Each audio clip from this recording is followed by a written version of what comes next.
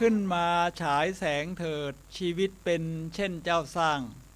ขอต้อนรับเข้าสู่รายการพลังแห่งชีวิตรายการเพื่อการสร้างแรงบันดาลใจโดย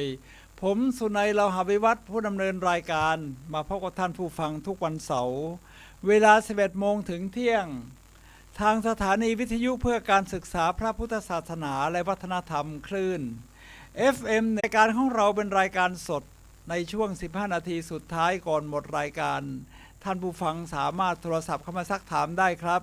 ที่หมายเลข 0857088122 0857088122 วันนี้เป็นวันเด็กนะ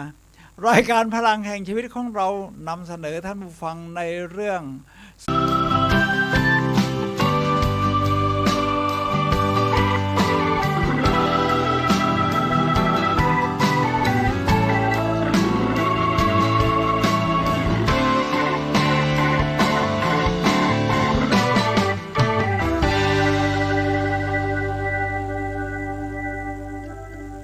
ท่านผู้ฟังครับวันนี้ตรงกับวันเสาร์ให้เด็กมากันเรียบร้อยแล้วทุกคนครับท่านผู้ฟังครับวันนี้ผมนำข้อความหรือวลีหรือคำขวัญวันเด็กนี้มาจากใจสองวลีแรกนะจนอาจา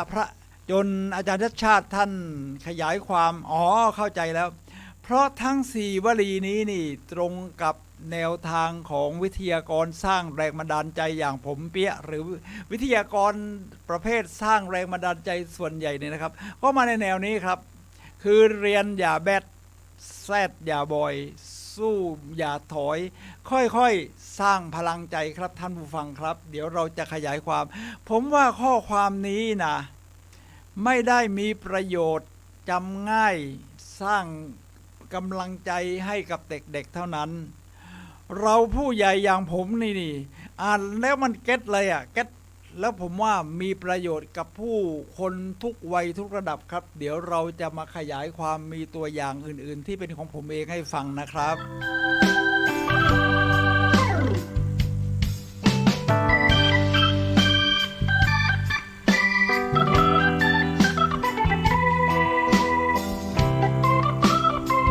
เสียงฟีดแบ็กจากทางบ้านบอกว่าทั้งภาพเสียงเยี่ยมทั้งภาพเสียงครับภาพเสียงขอบคุณครับเพราะเราก็อยากจะฟังฟีดแบ็กเวลาเป็นยูทูบเบอร์สังเกตว่ายูทูบเบอร์ไม่ชอบทางบ้านภาพเสียงชัดไหมมีอะไรคอมเมนต์มาในคอมเมนต์นี่อาจจะไม่ค่อยได้อ่านในไลน์เอาท่านผู้ฟังครับตามที่บอกไว้นี่นะครับคำขวัญวันเด็กนี้นี่ใช้ได้ทั้งคนทุกเพศทุกวัยถึงสูงวัยอย่างผมนี่ก็ยังมีประโยชน์และผมคิดว่าอย่างนั้นเลยนะเพราะมันมาแนวประเภทสร้างแรงบันดาลใจโดยเฉพาะเดี๋ยวผมจะค่อยๆขยายความไปแล้วดูว่าเราผู้ใหญ่เนี่ยจะเอามาสร้างประโยชน์ได้อย่างไรบ้างเรียนอย่าแบดนี่เป็นที่เข้าใจได้แบดนี่ก็คือแปลว่าเลวเลวเรียนอย่าให้มันเลว คือทำแล้วนี่ต้องทำให้มันดีนะแต่ว่าผลลัพธ์มันออกมานี่ต้องเรียกว่าเราต้องตั้งใจเรียนแต่ไม่ใช่เรียนประเภทว่าจะต้องแข่งขันเอาที่หนึ่งทุกครั้งเนี่ยมันจะเครียดนะในความเป็นผมนี่มันจะเครียดเอาว่าเรียนอย่าแบดคือเรียนเนี่ยให้อยู่ในเกรดที่ใช้ได้นะแล้วเราพร้อมที่อยู่ในเกรดที่จะเรียนต่อได้แล้วสมดุลกับชีวิตด้านอื่นๆทีนี้ก็เหมือนกับชีวิตของเราเนี่ยนะครับการใช้ชีวิตก็อย่าแบดทำงานก็อย่าถึงขั้นแบดแต่ว่าก็จะไปเครียดคล่ำเคร่งกับงานจนมากเกินไปให้เดินทางสายกลางๆนะหรือเป็นสิ่งที่เป็นแพชชั่นของเราก็อาจจะมุ่งมั่นเป็นพิเศษอะไรก็ได้อย่างผมเป็นวิทยากรด้านการสร้างแรงบันดาลใจผมก็มีความมุ่งมั่นว่าจะบรรยายให้ได้จำนวนมากบรรยายให้มีประสิทธิภาพให้ระหว่างบรรยายและติดตามก่อนบรรยายหลังบรรยายนี่ให้มากกว่าสิ่งที่เป็นค่าตอบแทนที่มอบให้กับวิทยากรฉะนั้นมันก็เลยอยู่ในขั้นทำงานไม่แบด จึงมีคอร์สฝึกอบรมต่างๆของผมนี่ที่ผ่านมานี่นะครับท่านผู้ฟังครับประมาณที่เป็นวิทยากรมาเนี่ยก็7-8 ปีนี่มีคอร์สอบรมถึง500คอร์สนะแล้วตอนนี้ก็กำลังจะมีอีกคอร์สหนึ่งซึ่งเป็นของธนาคารเดี๋ยวก็จะมีใกล้ๆอีกสัก1 สัปดาห์ก็จะมีแล้วก็จะมีของศูนย์การค้าก็จะมีอาทิตย์หน้าท่านผู้ฟังครับท่านผู้ฟังก็ทำได้เช่นเดียวกันประเภทว่าทำงานอย่าแบดทำงานอย่าแบดแต่ไม่ใช่คล่ำเคร่งนะคล่ำเคร่งกับงานโอ้โหในความเป็นผมถ้าคล่ำเคร่งมากเกินไปนี่มันจะเกิดผลเสียเหมือนที่ผมเคยยกตัวอย่างเนี่ยนะครับเวลาเราคล่ำเคร่งกับงานเนี่ยนะครับเราก็จะขาดสมดุลด้านอื่นๆเช่นเรื่องของการหลับนอนบางคนนี่นอนน้อยเกินไปนะสมัยทำงานนอน4 ชั่วโมง5 ชั่วโมง6 ชั่วโมงก็ยังถือว่าไม่น่าจะได้สมดุลในเรื่องของการนอนการนอนทางวงการแพทย์นี่เขาถือว่าเป็นเรื่องใหญ่นะผมฟังหมอแนวสมัยใหม่ไม่ว่าจะเป็นดร.สรินหมอสรินหมอปุ้มหมอศิรินาถหมอแนวใหม่หมอสันใจยอดศิลป์นอนนี่ถือว่าสำคัญสุดเลยในประเภททั้ง4อย่างที่ผมจะพูดเรื่องสมดุลที่ว่าทำงานสร้างชีวิตก็อย่าแบดนะครับเราจะทำยังไงครับเขาบอกว่าต้องนอน7-8 ชั่วโมงเป็นค่าเฉลี่ยที่วิจัยมาแล้ว7-8 ชั่วโมงแล้วช่วงเวลาหลับนอนเวลาที่จะนอนเนี่ยมันก็สำคัญนะครับท่านผู้ฟังครับเวลาที่จะนอนก็คือให้นอน4 ทุ่มทำไมต้องนอน4 ทุ่มเพราะ5 ทุ่มหรือ4 ทุ่มครึ่งกรดฮอร์โมนจะหลั่งไปจนถึงตี 2ทำไมต้องรอให้กรดฮอร์โมนหลั่งแล้วต้องนอนตอนนั้นเพราะว่ากรดฮอร์โมนนี่เป็นส่วนที่จะเอามาสร้างซ่อมแซมสุขภาพร่างกายของเราที่มันใช้งานไปทั้งวันมีการสึกหรอมีการเสื่อมโทรมก็กรดฮอร์โมนก็บอกแล้วเจริญเติบโตฮอร์โมนที่สร้างความเจริญเติบโตให้เข้ามาเสริมสร้างฉะนั้นนอนในช่วงนี้เนี่ยจะทำให้เราหลับลึกรู้สึกโอ้นอนตื่นมาแล้วเต็มอิ่มถ้าไปนอนเวลาอื่นผิดเวลาก็รู้สึกว่าตื่นมาแล้วมันยังไม่เต็มอิ่มนี่ประมาณนี้นะครับนี่ก็เรียกว่าใช้ชีวิตไม่ถึงกับแบดแต่ก็ไม่ถึงกับจะต้องคล่ำเคร่งทีนี้นอกจากการนอนเราจะใช้ชีวิตไม่ให้แบดเนี่ยนะครับคือยังไงครับนอกจากการนอนก็คือการมีสมาธิในการทำงานเวลาทำงานเนี่ยเราจดจ่อนะไม่ใช่เวลาทำงานเอาเรื่องที่บ้านมาคิดในเวลาทำงานเวลาอยู่บ้านเอาเรื่องงานมาคิดคือถ้ามันทำให้เกิดความกังวลใจเนี่ยมันเกิดเรียกว่าจะสร้างปัญหาแต่ถ้ามันทำให้เกิดความสร้างสรรค์เนี่ยนะครับเอาก็มาคิดได้คือสร้างสรรค์ต่อยอดอะไรไปได้เรื่อยๆเช่นรองเท้าเข้าใจว่าเป็น Adidas หรือ Nike นี่ตอนที่เขาจะทำรอยหยักรอยอะไรที่พื้นของรองเท้าเนี่ยเขาเห็นภรรยาเขาทำวัฟเฟอร์มันก็เป็นตะปุ่มตะปำหลุมทำให้รองเท้าเนี่ยมันเกาะพื้นได้ดีนะครับท่านผู้ฟังครับนี่แหละครับทีนี้ในเรื่องอื่นที่เราใช้ชีวิตเพื่อไม่ให้แบดแล้วก็ส่งเสริมให้งานของเราดีขึ้นเรื่อยไม่อยู่ในขั้นแบดนี่นะครับมันก็ต้องมีส่วนประกอบเพราะว่า1คุณนอนน้อย2คุณไม่มีสมาธิในการทำงานดิผมว่าการทำงานมันน่าจะเข้าขั้นแบดนะเพราะผมก็ผ่านชีวิตการทำงานประเภทโหดๆมาเยอะแล้วท่านผู้ฟังครับนอกจากนี้การออกกำลังกายท่านต้องออกกำลังกายนะออกกำลังกายให้สม่ำเสมอออกกำลังกายใหญ่ก็เอาแค่วันเดียวพอก็ไปยืดหยุ่นร่างกายด้วยให้เพราะว่าเราอายุมากขึ้นเอ็นแล้วมันก็ยืดก็ไม่ค่อยออกอะไรก็เกร็งไปหมด ก็ไปฝึกโยคะผมก็อยากเชิญชวนในโยคะดิเพราะมีคนไปเรียนน้อยมากผมก็ไม่เข้าใจว่าเป็นเพราะอะไรเรียนฟรีขอยืนยันว่าเรียนฟรีสถานที่ยอดเยี่ยมคือโรงยิมมหาวิทยาลัยเชียงใหม่โดยมหาวิทยาลัยเชียงใหม่เป็นคนดูแลเรื่องค่าใช้จ่ายซึ่งเขาส่งเสริมเรื่องการออกกำลังกายที่ยอดเยี่ยมอาจารย์สอนก็ยอดเยี่ยมมีคนไปเล่นอยู่ เมื่อวานนี้ผมนับได้ถือว่าเยอะแล้ว8 คนบางวันมี5 คนมี6 คน เชิญชวนนะครับไปยืดเส้นยืดสายผู้สูงวัยไม่ต้องสูงวัยก็ได้ อย่างที่ผมไปเล่นโยคะที่เมื่อวานเนี่ยมีทุกวันศุกร์นะลืมบอกไป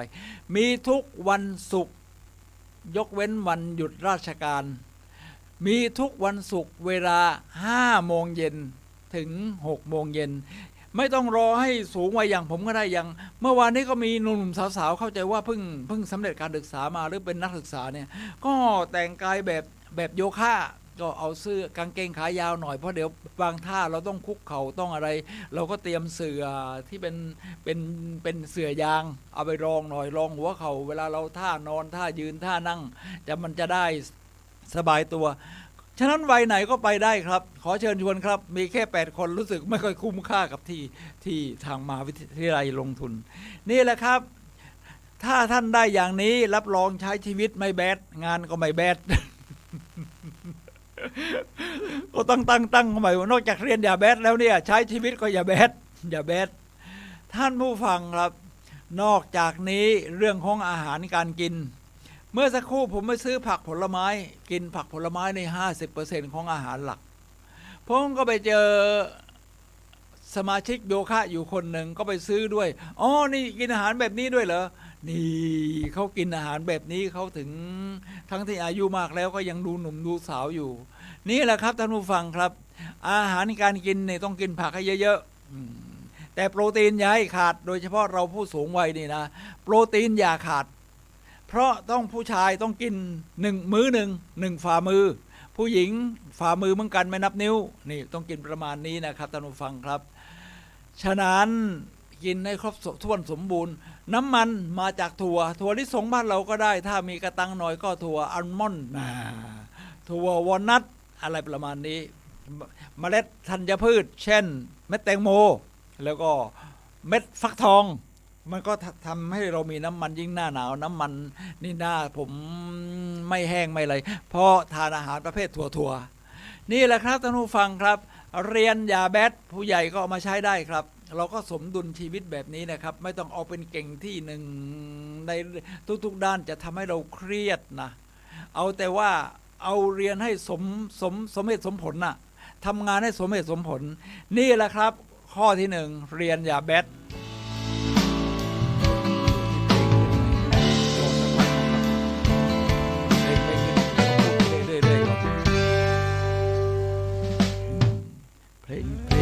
ไม่เป็นไรครับผมร้องไปก่อนมาแล้วครับเป็นก็ลาข้อที่2แซดยาบอยทีแรกผมอ่านแล้วไม่เข้าใจอาจารย์ชัดชาติสิทธิพันธ์ท่านเขียนอะไรมาแซดคือหมายถึงที่แรกผมนึกว่าคุยกันเรียนแล้วอย่าไปคุยกันบ่อยระหว่างเรียนอย่าไปคุยกันบ่อยผมเข้าใจผิดนะท่านผู้ฟังครับเพราะอาจารย์ขยายความไว้แซดมันเป็นภาษาอังกฤษแซดคือ SAD แซดแปลว่าโศกเศร้าโศกเศร้าเสียใจคือคนเราเนี่ยมันโศกเศร้าเสียใจได้นะไม่ใช่เสียใจไม่ได้แต่อย่าให้มันบ่อยอย่าให้มันนานใช่ไหมอย่าไปจมอยู่กับความทุกข์ไอ้แบบนั้นแซดอย่าบ่อยแซดอย่านานไม่ใช่ว่าจะเศร้าไม่ได้นะคนเรามันมีภาวะอารมณ์ไงภาวะอารมณ์ที่ควบคุมด้วยสมองซีกขวานะครับมันทำให้เรามีภาวะอารมณ์มนุษย์นอกจากใช้เหตุผลสมองซีกซ้ายเราก็มีสมองซีกขวาที่จะสร้างอารมณ์ความรู้สึกความมีชีวิตชีวาห่อเหี่ยวหดหู่โกรธครึ่งบึ้งตึงเลื่อนรื่นเริง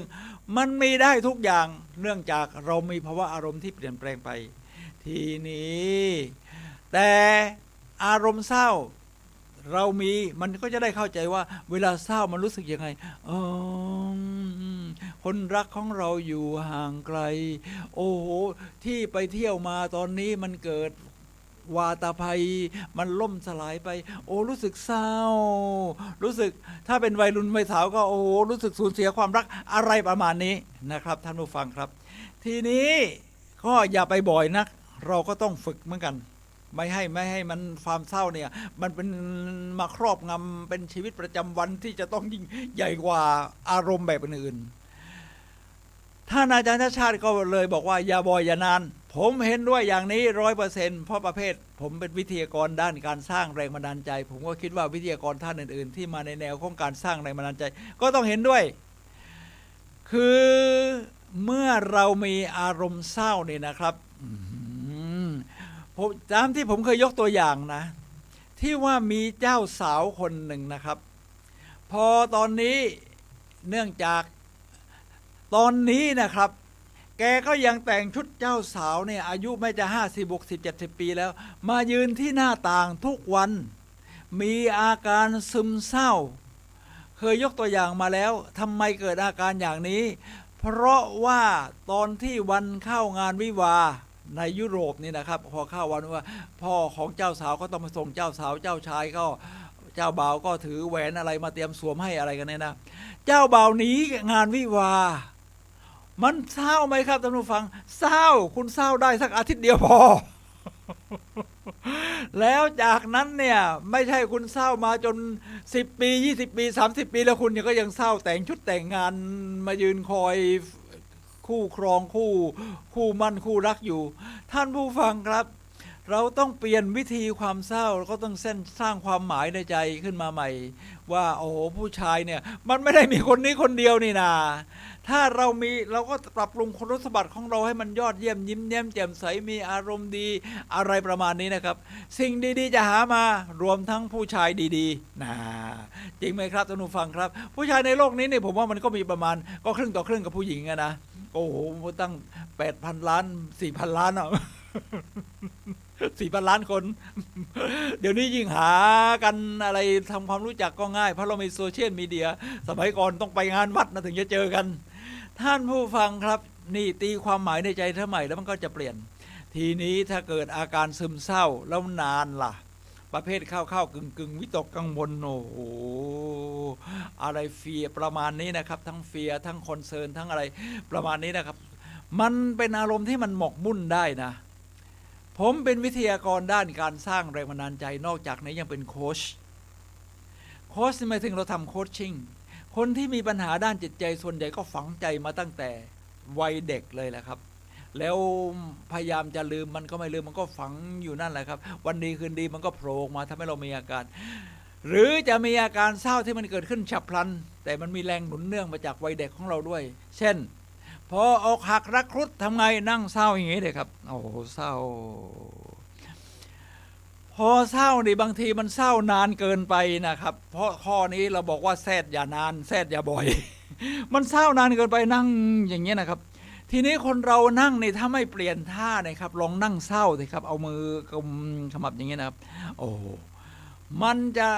ทำให้การซึมเศร้าเนี่ยมันอยู่นานเลยแหละครับเนี่ยอยู่นานทีนี้เพื่อนรักก็เห็นเพื่อนของเธอโอ้นั่งซึมท่าอยู่นานก็บอกว่านี่เธอการนั่งอยู่กับที่นี่นะครับนอกจากให้มันเกิดสลักเพชรจมแล้วเจ็บตะโพก2มันทำให้จิตของเรายิ่งเสื่อมโทรมเราทำจิตใจให้มันสดใสได้ไหมรับรองเพื่อนบอกไม่โอเคไม่รับฟังเหตุผลมันเป็นเรื่องของอารมณ์แล้วฉันขอนั่งต่อเนื่องจากฉันนั่งมาแล้ว2 ชั่วโมงขอต่ออีกครึ่งชั่วโมงแบบแต่ท่านี้ท่านผู้ฟังเรามีวิธีการครับในการที่จะเปลี่ยนในเรื่องของอารมณ์เศร้าในเรื่องของอารมณ์เศร้านี้เราจะใช้หลักแบบฉับพลันถ้าเป็นหลักการของสมัยก่อนเขาเรียกว่าใช้หลักการแบบจิตวิทยาคือให้นอนแล้วรื้อฟื้นความหลังฟื้นความเจ็บปวดมารักษาเป็นปี2 ปีก็ไม่หายต่างคนต่างเสียตังค์ต่างคนต่างได้เงินหมายถึงรักษาแบบนี้นะมันมีแนวทางใหม่ที่จะไปเปลี่ยนอารมณ์แบบฉับพลันเปลี่ยนอารมณ์แบบฉับพลันครับท่านผู้ฟังครับเขาเรียกว่า NLP Neuro Linguistic Programming ในนิวโรเนี่ยเวลาเราถูกโปรแกรมมาในตั้งแต่เด็กสะสมมาอะไรก็ตามมาทำให้เลยเกิดไอ้พระดามที่ครอบจิตใจของเรานะครับทำให้เกิด mindset ที่เป็นสไตล์ของเราแล้วเราก็คิดว่าเราเปลี่ยนไม่ได้เป็นฟิก mindset ที่จริงเรามี mindset ที่มันสามารถเปลี่ยนแปลงได้เราไม่ใช่ฟิก mindset ท่านผู้ฟังครับในหลักการของ NLP เขามีวิธีการนะครับเขาบอกว่า ถ้าจะเปลี่ยนความเศร้าแบบฉับพลันอันดับแรกง่ายสุดคือเปลี่ยนท่าทางเปลี่ยนท่าทางถ้าเพื่อนนั่งเศร้าอยู่อย่างนี้เมื่อสักครู่นี้นะครับท่านผู้ฟังครับเพื่อนนั่งเศร้าอยู่อย่างนี้แบบนี้สักครู่นี้นี่ให้ท่านใช้วิธีง่ายๆเพื่อนเอ๋ยจับข้อมือเพื่อนเดี๋ยวเราเดินออกไปสูดอากาศที่หน้าบ้านกันหน่อยแค่ลุกขึ้นนะครับท่านผู้ฟังครับแค่ลุกขึ้นอย่างผมนั่งซึมมีกระทืออย่างเงี้ยพอลุกขึ้นปุ๊บวันนี้ใส่กางเกงยีนมาด้วยเพราะมันหน้าหนาว มันอุ่นดีพอลุกขึ้นปุ๊บครับอารมณ์มันเปลี่ยนทันทีนะท่านผู้ฟังครับยิ่งออกไปเดินหน้าบ้านได้สูดอากาศถ้าเป็นยามเช้าโดพามีนหลั่งอะไรมันสดชื่นยิ่งได้เดินเปลี่ยนอากัปกิริยาฉะนั้นอาการแรกของการที่จะไม่ให้ความเศร้าคงกับเรานานหรือเกิดขึ้นบ่อยๆก็คือการเปลี่ยนกิริยาท่าทางเปลี่ยนกิริยาท่าทางทีนี้ถ้าในแนวทางของ NLP นอกจากเป็นแนวทางแบบท่าทางแบบนี้นี่เขาจะมีคำพูดด้วยเช่นถ้าเรารู้สึกว่าโอ้โหเศร้าเหลือเกินแซดเราก็จะมีการสร้างพลังใจโดยใช้คำพูดที่เรียกว่า affirmation พูดยืนยันกับตัวเองเอาสมมติว่าทุกคนมีประสบการณ์ถ้าเรามีประสบการณ์ที่ดีเช่นประสบการณ์ที่ดีทำให้ฉันเข้มแข็งประมาณนั้นใช่ไหมครับท่านผู้ฟังครับประสบการณ์ที่ดีทำให้ฉันเข้มแข็งแต่ว่าเราในชีวิตที่ผ่านมามันไม่ได้มีประสบการณ์ที่ดีอย่างเดียวมันมีที่ประสบการณ์ที่แย่ด้วยแล้วทำให้เศร้าได้ด้วยหรือโกรธได้ด้วยท่านผู้ฟังครับประสบการณ์ที่ดีทำให้ฉันเข้มแข็งประสบการณ์ที่ไม่ดีทำให้ฉันเข้มแข็งยิ่งขึ้นคุณก็ยกสองแขนนี้ดิพอยกสองแขนปั๊บนี่อารมณ์เศร้าทั้งหลายมันแทบมาลายหายไปนะจากนั้นเราก็ขยับแข้งขยับขานี่เปลี่ยนกิริยาบทแล้วก็ go yes go yes yes นี่แปลว่าใช่ฉันยอมรับว่าฉันพัฒนาได้ฉันเข้มแข็งฉันเป็นคนใหม่ได้นี่แหละครับท่านผู้ฟังครับเราพัฒนาเป็นคนใหม่ได้นะครับท่านผู้ฟังครับการพัฒนาเป็นคนใหม่ๆอย่างนี้นี่มันทำให้ชีวิตของเรายอดเยี่ยมยอดเยี่ยมยอดเยี่ยมทุกคนก็พัฒนาขึ้นได้เรื่อยๆพัฒนาขึ้นได้เดี๋ยวผมจะยกตัวอย่างผู้หญิงคนหนึ่งที่สมัยก่อนไม่มีความเชื่อมั่นในตัวเองแล้วปัจจุบันนี้เป็นยังไงล่ะโอ้ตรงกันข้ามเช็คกับทางบ้านอีกทีนะดีเจหรือว่ายูทูบเบอร์ก็อย่างนี้ครับชอบเช็คดูว่ามีอะไรขาดตกบกพร่องที่จะดียอดเยี่ยมทางบ้านก็บอกว่าโอเคใช้ได้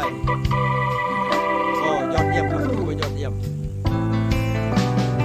ท่านผู้ฟังครับในเรื่องของแซดยาบอยนี่นะครับท่านผู้ฟังครับผมยกตัวอย่างที่เคยยกตัวอย่างแล้วแต่วันนี้จะยกตัวอย่างแบบลึกหน่อยเพราะเพิ่งดู YouTube ของเธอเมื่อคืนมั้งรู้สึกเมื่อคืนหรือเมื่อคืนวานท่านผู้ฟังครับผมอยากจะดูที่ว่าผมเป็นนักท่องเที่ยวรอบโลกนักเดินทางเที่ยวมาแล้วนี่67ประเทศถ้ารอบโลกก็หลายรอบแล้วล่ะผมส่วนใหญ่ไม่ใช่ส่วนใหญ่ทุกครั้ง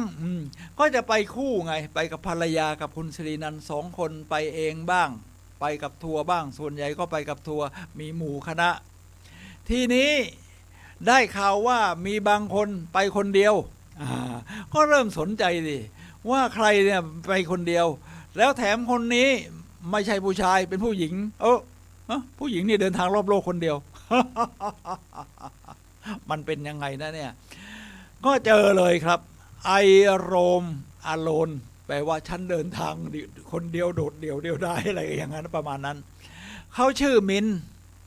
ตอนนี้อายุประมาณสัก34 ปีแล้วมั้งผมคาดเดาๆใน YouTube นะทีนี้ย้อนหลังไป10 ปีผมดูคลิปสุดท้ายของเธอย้อนหลังไป10 ปีตอนนั้นจบปริญญาตรีใหม่ๆพอเราจบปริญญาตรีเราทำไงครับก็เหมือนกันทุกคนแหละผมด้วย เราก็เขียนรีซูเม่โอ้โหบรรจงเกือบตายเลยระหว่างเรียนมีประสบการณ์อะไรฝึกงานที่ไหนมีทัศนคติยังไงมีชีวิตมีจิตใจมุ่งมั่นยังไงถนัดอะไรแพชชั่นของเราคืออะไรฉันพร้อมสู้งานอะไรอย่างไรร่อนเลยครับเธอก็ร่อนเลยร่อนเรซูเม่ไปทุกบริษัท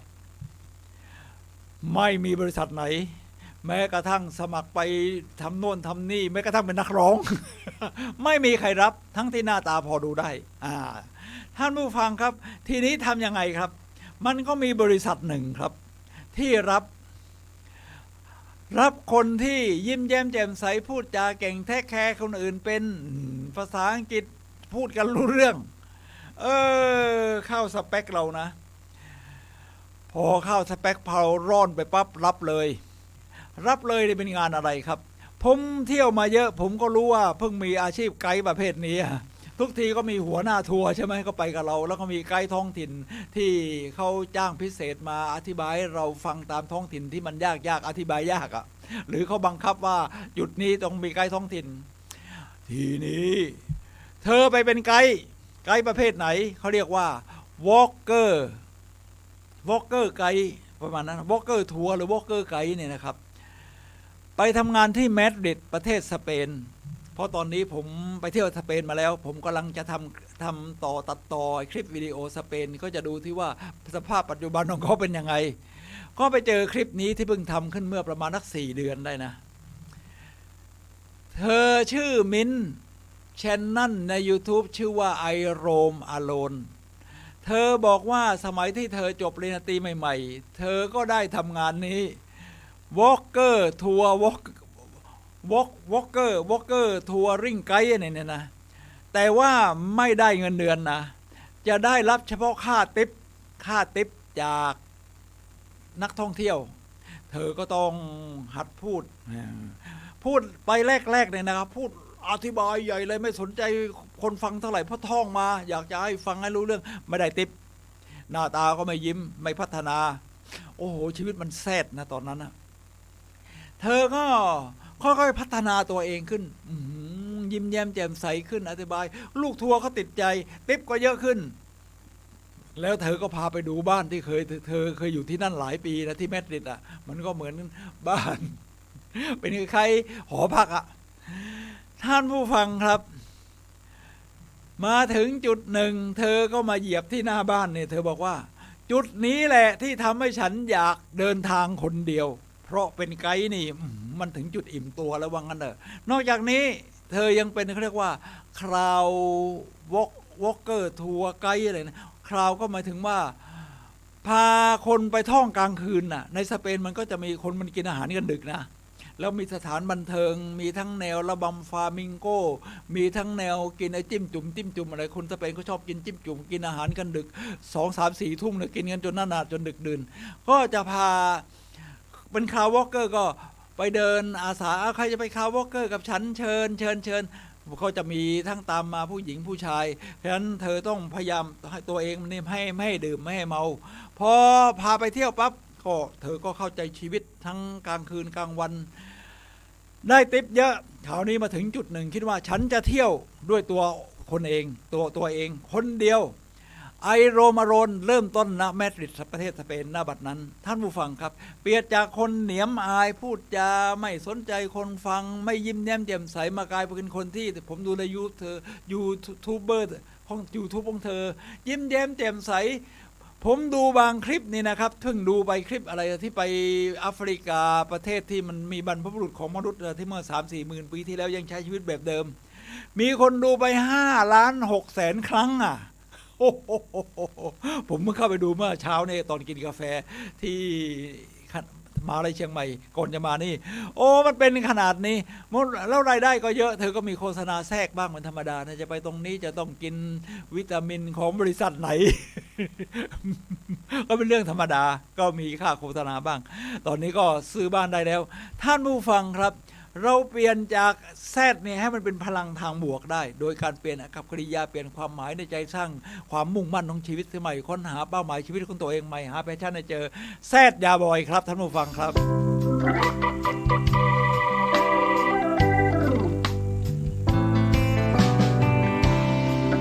ท่านผู้ฟังครับขณะนี้ท่านกำลังรับฟังรายการพลังแห่งชีวิตรายการเพื่อการสร้างแรงบันดาลใจโดยผมสุนัย โลหะวิวัฒน์ครับผู้ดำเนินรายการมาพบกับท่านผู้ฟังทุกวันเสาร์เวลา 11 โมงถึงเที่ยงทางคลื่น FM 104.5 เมกะเฮิรตซ์หรือ YouTube Facebook พิมพ์คำว่าวัดฝายหินหรือ FM 104.5 เมกะเฮิรตซ์นี่นะครับท่านผู้ฟังครับวันนี้เราคุยกันในเรื่องสู้อย่าถอยค่อยๆสร้างพลังใจในโอกาสวันเด็กโดยเอาคำขวัญวันเด็กมาจากท่านอาจารย์ชัชชาติสิทธิพันธ์ท่านผู้ว่าราชการกรุงเทพมหานครนี่นะครับท่านผู้ฟังครับมันฟังง่ายเก็ตเลยคือคำเต็มเขามี4 วลีที่ว่าเรียนอย่าแบดเซตอย่าบอยสู้อย่าถอยค่อยๆสร้างพลังใจเดี๋ยวเราจะพูดถึงสิ่งที่นักสร้างแรงบันดาลใจอย่างผมวิทยากรประเภทที่สร้างแรงบันดาลใจต้องพูดถึงคือสู้อย่าถอยครับท่านผู้ฟังครับ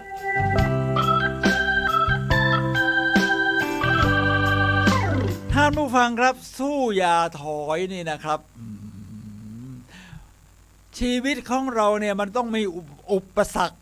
มันไม่ได้โรยด้วยดอกกุหลาบถึงคุณจะได้ฐานะไหนก็เหอะดูเจ้าชายเฮนรี่ก็ยังต้องไปอยู่อเมริกาเจ้าชายเฮนรี่ของอังกฤษอะไรประมาณนี้นะถึงจะเกิดแบบนั้นนะครับมันไม่ได้โรยด้วยดอกกุหลาบจริงไหมครับท่านผู้ฟังครับฉะนั้นเราก็ต้องมีอุปสรรคมีอะไรที่ทำให้เรารู้สึกว่าโอ้กำลังเผชิญหน้ากำลังมีปัญหากำลังทำให้เรารู้สึกท้อถอยไม่ครับท่านผู้ฟังครับการที่เราสู้อย่าถอยคือทำให้เรามีความฮึกเหิมไม่ท้อถอยได้ง่ายมุ่งมั่นในเป้าหมายแต่ไม่ใช่ว่าแพ้ไม่เป็นนะครับไอ้ประเภทสู้ไม่ถอยนี่ไม่ใช่แพ้ไม่เป็นเอาหัวชนฝา แพ้ได้ครับแพ้เป็นไปถามคนที่ประสบความสำเร็จเลยนะครับว่าเคยแพ้ไหมลีกาชิงก็แพ้มาแล้วนักรวยคือคนรวยทั้งหลายก็แพ้มาแล้วโดนัลด์ทรัมป์อดีตประธานาธิบดีของสหรัฐอเมริกาก็เคยเกือบถูกธนาคารฟ้องล้มละลายท่านผู้ฟังครับมันแพ้มาแล้วแต่ประเภทสู้ไม่ถอยคือพอล้มปั๊บลุกเร็วลุกขึ้นเร็วครับท่านผู้ฟังครับแล้วก็เรียนรู้ปรับวิธีใหม่ที่ในภาษาในทีหรือ mindset ของ NLP ที่มีอยู่22หัวข้อของ mindset เนี่ยมี mindset หนึ่งบอกว่าชีวิตของนักสู้ชีวิตไม่ใช่ไปสู้กับใครให้อีกฝ่ายแพ้นะนักสู้ของชีวิตคือ flexible ครับ flexible นี่ยืดหยุ่นครับต้องยืดหยุ่นหมายความว่าเมื่อเรามีเป้าหมายเป็นเหมือนดาวเหนือของเราที่เรามุ่งไปเนี่ยไม่ใช่ว่าไปทางนี้ทางเดียวเจอก้อนหินก็หัวชนหรือจะไปทะลุไม่ no flexible หมายความว่าเราไปถึงเป้าหมายเราอาจจะอ้อมก้อนหินก็ได้อ้อมข้างๆยังไม่ได้ก็อาจจะขุดดินหรือปีนข้ามข้างบนไปไม่ใช่เดินหัวทะลุก้อนหินมันนี่เรียกว่า flexible คือการยืดหยุ่นเหมือนสุภาษิตจีนที่พูดไว้ว่าวิธีการเขียนไว้บนผืนทรายเป้าหมายเขียนไว้บนหินผาวิธีการนี่คือความยืดหยุ่นที่ว่าถ้าทำแบบนี้ไม่ได้ผลเราก็เปลี่ยนวิธีใหม่แต่เป้าหมายยังเหมือนเดิมที่หินผามันสลักไว้หนักหนาแน่นหนักแน่นท่านผู้ฟังครับถ้าจะบอกว่าถ้าคุณทำด้วยวิธีเดิมๆแล้วหวังจะได้ผลลัพธ์ใหม่มีแต่คนบ้า มีแต่คนบ้าเท่านั้นครับท่านผู้ฟังครับที่หวังจะได้ผลลัพธ์ใหม่โดยทำแบบเดิมๆมันก็ต้องหาวิธีใหม่สิใช่ไหมหาวิธีใหม่หากระบวนการใหม่แม้กระทั่งเปลี่ยนทีมงานใหม่หรืออะไรประมาณนี้นะจะมีความมุ่งมั่นเนี่ยเราก็ต้องส่วนหนึ่งที่สำคัญก็คือต้องหาสิ่งที่เรียกว่าเป็นแพชชั่นให้เจอเป็นแพชชั่นคืออะไรส่วนใหญ่ก็รู้จักกันอยู่แล้วขยายความเพิ่มขึ้นอีกนิดก็คือหมายถึงสิ่งที่เราทำแล้วเนี่ยโอ้โหมันเหมือนมีพลังอ่ะทำแล้วไม่รู้จักเหน็ดเหนื่อยโอ้โหมันเกิดโฟลว์ไหลลื่นทำเท่าไหร่ก็ได้นี่เขาเรียกว่าแพชชั่นแต่ละคนไม่เหมือนกันครับบางคนก็นักดนตรีสีไวโอลินปาโบคาซาสีเซลโลจนอายุ8-90แล้วแกก็ยังสีอยู่ทุกวันแกเป็นแพชชั่นไงจิตรกรไม่ว่าจะเป็นแวนโก๊ะปีกัสโซจิตรกร ไม่ใช่ว่าไม่ล้มเหลวแวนโก้นี่ล้มเหลวอยู่แล้ว แต่ก็ยังสู้อยู่ปิกัสโซเองก็เรียกว่ามีผลงานที่ยอดเยี่ยมรักษาจนถึงมีมันโด่งดังไปขนาดนี้นะไม่ใช่ว่าไม่ล้มเหลวนะเขาก็ต้องลองผิดลองถูกนะวาดภาพทั้งประเภทสีแบบสดใสแบบอิมเพรสชันนิสต์มาเป็นรูปเลขาคณิตเป็นขาวดำเป็นอะไรมันก็พัฒนาเปลี่ยนวิธีการมาจนเป็นสิ่งลักษณะที่มันเป็นเรื่องที่ชัดเจนของตัวเองก็คือรูปเลขาคณิตนะวาดผู้หญิงเป็นสามเหลี่ยมได้เนี่ยเก่งนะ ผมเคยไปดูพิพิธภัณฑ์ปิกัสโซที่ปารีสประเทศฝรั่งเศสโอ้โหมีแต่ภาพสามเหลี่ยมแต่เขาก็มีภาพอื่นที่มันเป็นประวัตินะประวัติของการวาดภาพแบบขาวดำแบบอิมเพรสชันนิสอะไรทำนองนี้นะครับท่านผู้ฟังครับฉะนั้นสู้อย่าถอยเราเมื่อเจอแพชชั่นเนี่ยมันก็จะไปได้ครับแต่มันก็ต้องเจออุปสรรคชัวร์แน่นอนระหว่างทางวิธีการคือการ flexible รักษาความมั่นใจทีนี้จะรักษาความมั่นใจได้อย่างไรเดี๋ยวเราต้องมาข้อ4ครับข้อสุดท้ายเดี๋ยวจะเรื่องของพลังใจพลังภายใน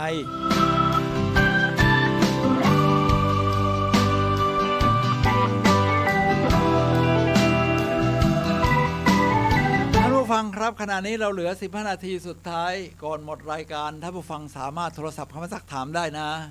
ที่หมายเลข0857088122 นะครับเป็นเบอร์ตรงของดีเจของผมและถามตอบกันเราคุยกันในเรื่องของสู้อย่าถอยค่อยๆสร้างพลังใจครับท่านผู้ฟังครับในโอกาสวันเด็ก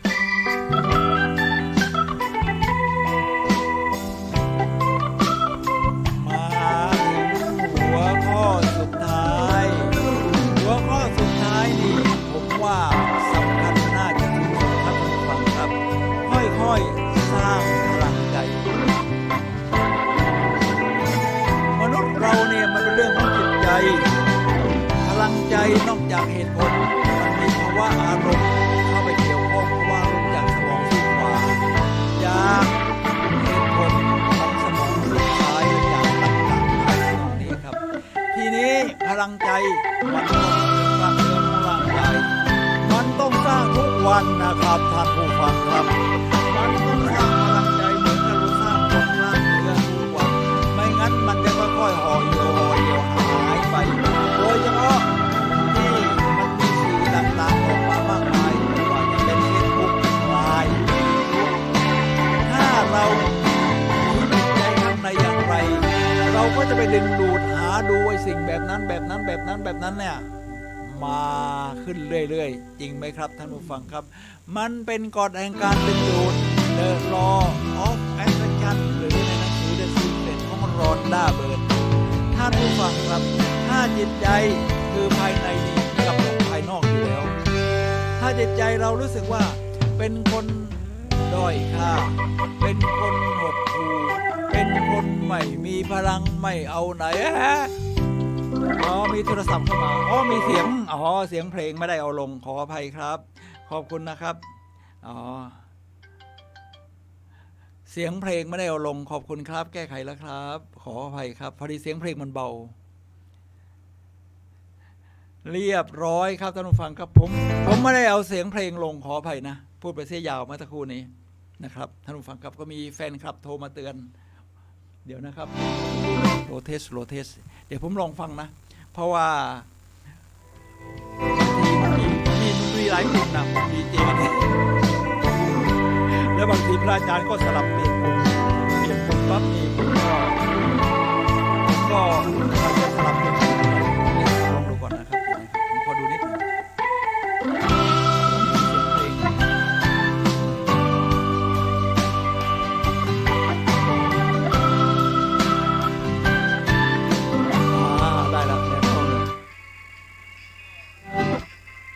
ไม่หาย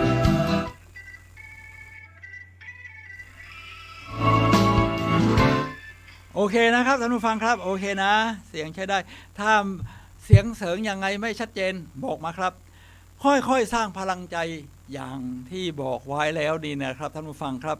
ทีนี้พลังใจก็ตามที่ได้พูดไว้เมื่อสักครู่ว่า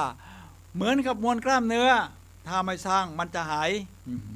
แล้วมันก็ต้องสร้างทุกวันแล้วภายในกำหนดภายนอกเป็นกฎของการดึงดูดเราจะดูดสิ่งที่เราอยากเห็นสิ่งต่างๆในโลกนี้มันมีเยอะนะมีทุกประเภทมีทุกอย่างแต่เราจะเห็นเฉพาะสิ่งที่เราอยากเห็นถ้าข้างในเราชอบดูดไอ้ที่ประเภทโอ้ยหดหูห่อเหี่ยวเราจะดูอะไรครับเข้าไป YouTube เราก็จะดูประเภทห่อเหี่ยวถ้าเราชอบดูประเภทที่เขาด่ากันมันมีเยอะแยะใน YouTube มันก็สร้างความหดหู่ได้อยู่แล้วไม่มีพลังใจแถมดึงพลังใจเราอีกต่างหากแต่ทีนี้เราต้องค่อยๆฝึกให้มันมีพลังใจพอเราดึงดูดพลังใจปั๊บพอเรามีพลังใจนะมันจะดึงดูดสิ่งที่เป็นแบบเดียวกันสิ่งเหมือนกันจะดูดเข้าหากันครับท่านผู้ฟังครับสิ่งเหมือนกันจะดึงดูดเข้าหากันเป็นกฎแห่งการดึงดูดของ The Law of Attraction ของรอนด้าเบิร์นในหนังสือ The Secret นี่แหละครับท่านผู้ฟังครับทีนี้เมื่อเรายังไม่มีเราก็ต้องสร้างขึ้นมานะต้องสร้างพลังใจขึ้นมาสิ่งที่จะสร้างพลังใจเราก็ใช้หลักการของ NLP เดี๋ยวผมจะพูดถึงคร่าวๆนะครับท่านผู้ฟังครับสร้างหลักการในหลักการของ NLP Neuro Linguistic Programming ภาษาที่เราใช้โปรแกรมจิตประสาทเราถูกโปรแกรมมาตลอดชีวิตโดยสิ่งแวดล้อมคนอื่นพ่อแม่ครอบครัวเพื่อนฝูงครูบาอาจารย์อะไรจิตปะทะรวมทั้งสื่อโซเชียลมีเดียทั้งหลายมันก็มาโปรแกรมจิตใจเราถ้าเราดูประเภทอย่างที่ว่าเยอะมันก็เป็นอย่างนั้นแหละจิตใจเราก็จะเป็นอย่างนั้นพลังใจเราก็จะเป็นอย่างนั้นทีนี้เราก็เริ่มโปรแกรมจิตใจตัวเองใหม่หลักการ NLP ไม่ยากครับใช้วิธี affirmation กับ visualization visualization คือเราจินตนาการภาพจินตนาการว่าฉันเป็นคนเข้มแข็งฉันเป็นคนยอดเยี่ยมจินตนาการท่ายืนของฉันมั่นคงฉันเป็นคนมีพลังสมองนี่ไม่รู้นะวิจัยแล้วสมองนี่สิ่งที่จินตนาการกับสิ่งที่เกิดขึ้นจริงนี่สมองถือว่าเพราะสมองไม่รู้ละว่ามันไปซ้อมจริงหรือมันซ้อมในใจฉะนั้นเราก็จินตนาการว่าเราเข้มแข็งเรายอดเยี่ยมเราหนึ่งประมาณนี้แต่สิ่งที่ได้ผลจริงๆนี่ผมว่าได้ผลทันทีก็คือ affirmation การพูดยืนยันกับตัวเองครับท่านผู้ฟังครับเราได้พูดกับตัวเองในวันหนึ่ง 40,000 ถึง 50,000 ครั้งอยู่แล้วแต่เราพูดอะไรบ้างก็ไม่รู้บางทีมันก็จิตใต้สำนึกไม่ทันสังเกตยังไม่มีสติไอ้ที่พูดกับตัวเองฉันตื่นมาทำไมห่อเหี่ยวโอ้แย่ทุกวันอะไรเงี้ยมันก็พูดตัวเองมันก็แย่ทุกวันดิมันพูดทุกวันเราเปลี่ยนใหม่เราสร้างพลังคราวนี้ฉันจะค่อยๆสร้างพลังใจตื่นเช้าขึ้นมาไปยืนหน้ากระจกเลยเสร็จแล้วมองกระจกเราสร้างพลังใจแนวใหม่ฉันจะเป็นคนใหม่แบบคุณมิ้นเนี่ยนะที่แกเดินทางรอบโลกคนเดียวผู้หญิงนะแกบอกว่าฉันพัฒนาเป็นคนใหม่ฉันภูมิใจในการที่เป็นคนใหม่ขึ้นเรื่อยๆที่ดีกว่าเดิมมันก็ยอดเยี่ยมเราก็ทำได้เราทำได้โดยวิธีเรียนรัดเลยครับไม่ต้องมีเงินมีทองมหาศาลที่จะเดินทางรอบโลกก็เริ่มได้เลยยืนหน้ากระจกปั๊บลืมตาหลับตาสักครู่หนึ่งนึกถึงสิ่งดีๆของตัวเองเราก็จะมีสิ่งดีๆแม้เป็นจุดเล็กๆแต่เราก็ทำขยายมันใหญ่เพราะว่าหลักการของ NLP ก็คือการขยายมันใหญ่ให้มันเข้มข้นสีชัดเจนขึ้นโอ้ฉันยอดเยี่ยมฉันยิ้มแย้มแจ่มใสได้ฉันไปพูดต่อหน้าผู้คนจำนวนมากได้พอทำให้มันใหญ่เสร็จแล้วทีนี้เมื่อคุณยืนหน้ากระจกไอ้ที่ประเภทว่ามองกระจกเห็นตัวเองหน้าตาสลดก็บอกโอ้ยแย่จังเลยเราอะไรไม่เอาแล้วพอยืนหน้ากระจกปั๊บลืมตายิ้มเลยยิ้มนี่เป็นอาวุธร้ายกาจของมนุษย์อยู่แล้วท่านผู้ฟังครับท่านพูดเลยดังๆโอ้โหมหาวีรบุรุษมหาวีรสตรีที่ไหนนะเนี่ยมายืนต่อหน้าเราแล้วก็ยิ้มหวานอีกครั้งหนึ่งรับรองว่าบุคลิกของคุณที่เกิดจากพลังใจข้างในที่คุณสร้างขึ้นมานี้เนี่ยมันจะอยู่ถ้าคุณทำ30 วันติดต่อกันนะ30 times make a habit มันจะกลายเป็นนิสัยเป็นสิ่งที่เป็นบุคลิกประจำตัวของคุณยังมีอีกวิธีหนึ่งอีกวิธีก็คือพูดยืนยันกับตัวเองในแนวที่เราอยากจะเป็นเช่นเวลาผมไปเป็นวิทยากรด้านการสร้างแรงบันดาลใจนี่นะครับเวลาจะเบรกเนี่ย ผมจะต้องฝังสิ่งฝังใจเราเรียกว่าสิ่งฝังใจหรือ anchoring เนี่ยนะให้กับผู้เข้ารับการอบรมเช่นจะอาหารเบรกอาจจะกินแล้วอย่างนั้นกาแฟของว่างผมก็ต้องให้มันอร่อยผมก็บอกว่าทุกคนเตรียมพร้อมเบรกยกมือขึ้นขยับแขน go yes ให้มันมีพลัง go yes ค้างไว้เสร็จแล้วยกแขนขึ้นเบรกมื้อนี้ฉันจะกินให้อร่อยทั้งเค้กทั้งคุกกี้เคี้ยวหนุบหนับกืนเอื้อกกาแฟเอื้อกตามมันก็จะรู้สึกอร่อยเสร็จแล้วเวลาจะออกไปจริงๆปั๊บต้องทำอย่างนี้ยกแขนเลยฉันเชื่อมันฉันมีพลังฉันทำได้ฉันเชื่อมันฉันมีพลังฉันทำได้พลังมันมาครับแล้วก็ความมั่นใจในตัวเองเซม F3 มันก็จะสูงขึ้นแล้วรู้สึกว่ามันเดินไปเบรกกระฉับกระเฉงถ้าเราทำแบบนี้ผมอยากจะแนะนำว่าทำทุกวันครับฉันเชื่อมันฉันมีพลังฉันทำได้ผมพูดทุกวันมันเป็นการค่อยๆสร้างพลังใจให้ตัวเองนะครับเสร็จแล้วเราก็ต้องชีวิตก็คือการเฉลิมฉลอง celebration life โอ้พอทำอะไรสำเร็จนะโอ้ yes โอ้ yes มันฝังอยู่ในตัวเราเกิด anchoring ขึ้นมาเป็นการโปรแกรมตัวเองทีนี้การค่อยๆสร้างพลังใจแบบนี้จะทำให้เราพัฒนาขึ้นท่านผู้ฟังครับชีวิตของเราเนี่ยเราก็จะมีประสบการณ์ขึ้นเรื่อยๆเราเดินไปตามแพชชั่นของเราเจออุปสรรคบ้างเราก็ใช้ flexible ความยืดหยุ่นหาวิธีการใหม่ๆเป้าหมายเหมือนเดิมเป้าหมายจะพัฒนาไปได้ตามการพัฒนาของเราท่านผู้ฟังครับผมยกตัวอย่างการเป็นนักเดินทางรอบโลกเป็นยูทูบเบอร์ผมก็เป็นยูทูบเบอร์นะเพราะผมก็มีแชนนลอยู่หลายแชนนลใน YouTube ไม่ว่าจะเป็นแชนนลเทรนนิ่งบายสุนัยการฝึกอบรมการสร้างแรงบันดาลใจก็สุนัยละหาวิวัฒน์เฉยๆภาษาไทยแล้วก็มีสุนัยทัวร์มีอยู่2แชนนลนะสุนัยทัวร์ธรรมดากับสุนัยทัวร์2ท่านผู้ฟังครับเราสามารถที่จะพัฒนาผมยกตัวอย่างเรื่องเที่ยวเพราะตอนนี้นี่มียูทูบเบอร์ประเภทเที่ยวนี่เยอะนะครับท่านผู้ฟังครับยูทูบเบอร์ประเภทเที่ยวมีทั้งยูทูบเบอร์ที่ไปกับคณะทัวร์ไปกับเพื่อนฝูงไปคู่สามีภรรยาผมเจออยู่คู่หนึ่งที่ยังหนุ่มสาวอยู่เลยนะยังหนุ่มสาวอยู่เลยชื่อในแชนนลว่าโกเว้นโกนี่แกก็ไปที่แปลกๆผมนี่ก็เที่ยวมาเยอะนะครับ67ประเทศนี่ถือว่าเยอะมากเลยเรียกว่าเขาดูคลิปเที่ยวที่ไหนนี่ผมก็ไปมาแล้วทั้งนั้นเกือบทั้งนั้นอะแต่ไอ้ตาคนนี้กับแฟนสาวนี่นะโกเว้นโกนี่แกเที่ยวทุกแห่งที่ผมไป เพราะผมดูคลิปแกไปเยอะแกภาคดีอะไรสนุกนะครับแล้วแกก็ยังไปที่แปลกๆที่ผมไม่เคยไปโอ้โหมันต้องพัฒนาแบบนี้เลยครับมันก็มาจากพลังใจที่จะกล้าไปในที่แปลกๆขึ้นเรื่อยๆที่แปลกๆขึ้นเรื่อยๆใช่ไหมครับท่านผู้ฟังครับอย่างผมไปดูพระอาทิตย์เที่ยงคืนที่ประเทศนอร์เวย์ที่ขั้วโลกเหนือมาแล้วโอ้โหเที่ยงคืนแล้วมันยังสว่างไสวเหมือนกลางวันอ่ะแกก็ไปอีกแบบแกก็นั่งเรืออ้อมนู่นนะครับอ้อมนอร์เวย์ขึ้นไปเกาะต่างๆแวะตามเมืองไปเรื่อยๆแล้วนอกจากจะได้มีรายได้ทางไหนแล้วทั้งนั้นรายได้จาก YouTube ที่มันมีค่าโฆษณาที่มีคนดูเยอะๆนี่นะครับแล้วเสร็จแล้วมีบริษัททัวร์มาจ้างให้เหมือนกับว่าร่วมทีมกันกับทีมโกเว้นโกก็แกก็มี2คนทีมแกมี2คนก็คือตัวแกกับแฟนสาวก็ไปเที่ยวในจุดแปลกๆที่ผมไม่เคยไปนี่แหละครับชีวิตมันพัฒนาขึ้นเรื่อยจากพลังใจที่เขาค่อยๆสร้างขึ้นมาค่อยๆสร้างขึ้นมาครับท่านผู้ฟังครับทีนี้ถ้าจะดูเรื่องของการสร้าง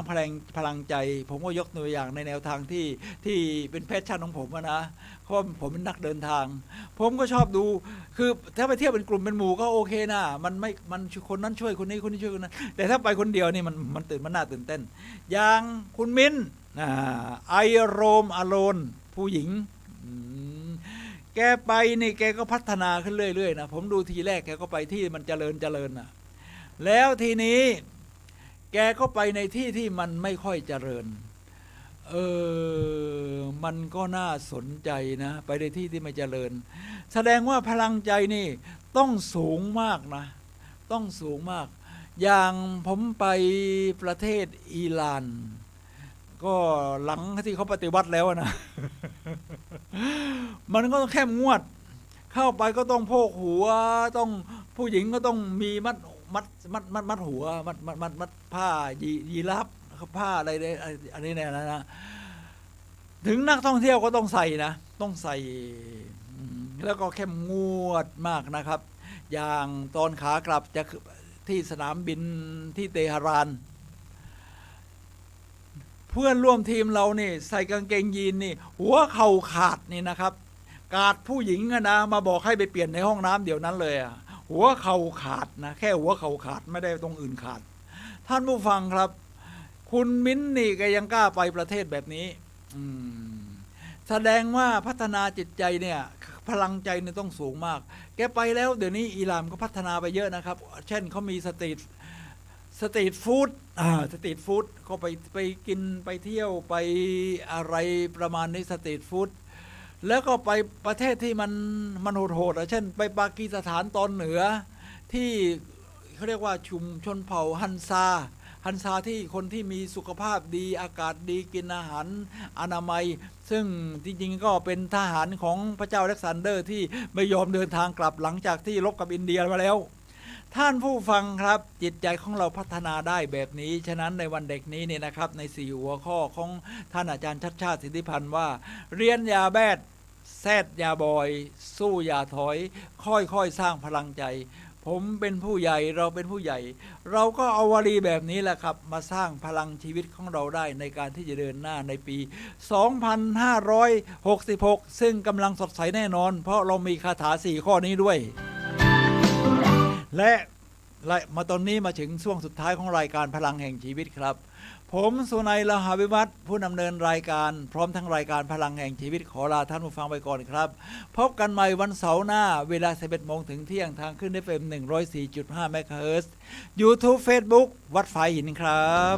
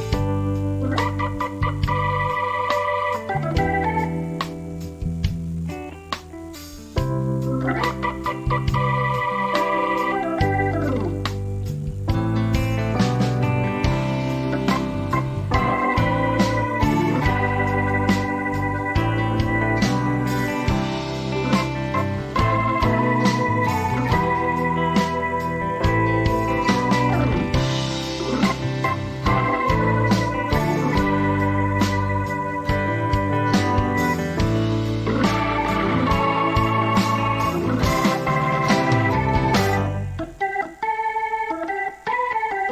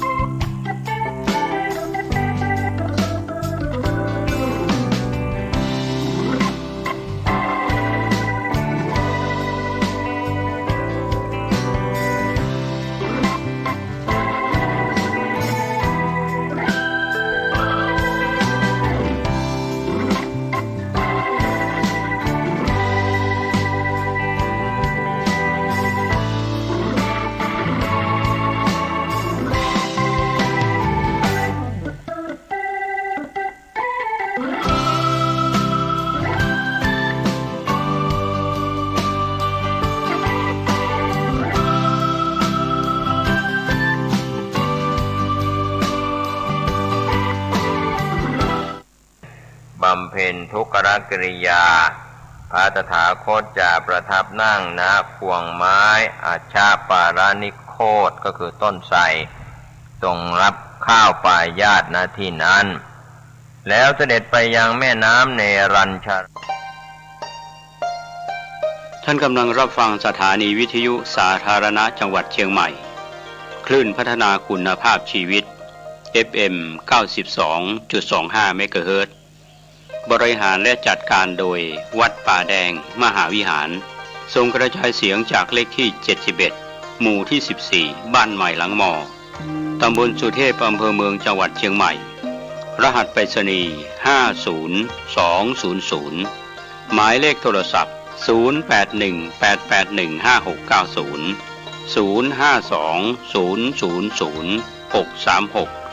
052000636-7